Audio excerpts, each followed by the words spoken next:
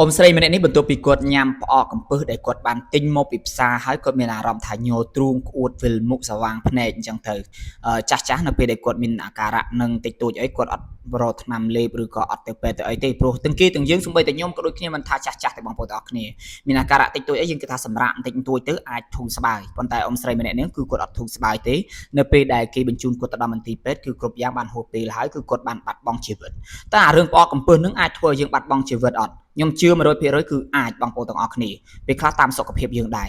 យើងដឹងហើយថាប្រភេទផ្អកកំពឹសមួយអាចង្រិតកំពងនេះមួយគឺ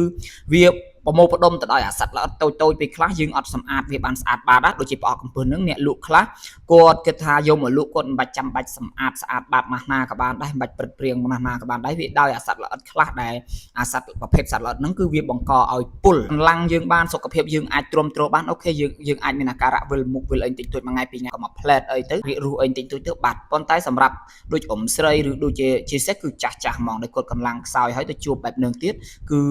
ទៅពេទ្យយឺតទៀតគឺអាចឲ្យប៉ះពាល់ជីវិតដែរដូចខ្ញុំរឿងអាញ៉ាំចង្រិតបំពងហ្នឹងខ្ញុំធ្លាប់ញ៉ាំហើយគឺមានអារម្មណ៍ថានិយាយទៅអាការៈអ៊ំស្រីយ៉ាងម៉េចគឺអាការៈខ្ញុំអញ្ចឹងដែរខ្ញុំគិតថាប្រកាសជាមកពីចង្រិតបង្កត់មិនមែនមកពីចង្រិតទេប្រហែលជានៅក្នុងចង្រិតហ្នឹងវាមានសត្វល្អិតតូចៗណាមួយដែលធ្វើឲ្យយើងពុលអញ្ចឹងណាអញ្ចឹងបងប្អូនទាំងអស់គ្នាមុននឹងទិញអីញ៉ាំសូមប្រុងប្រយ័ត្នផងជាពិសេសគឺចាស់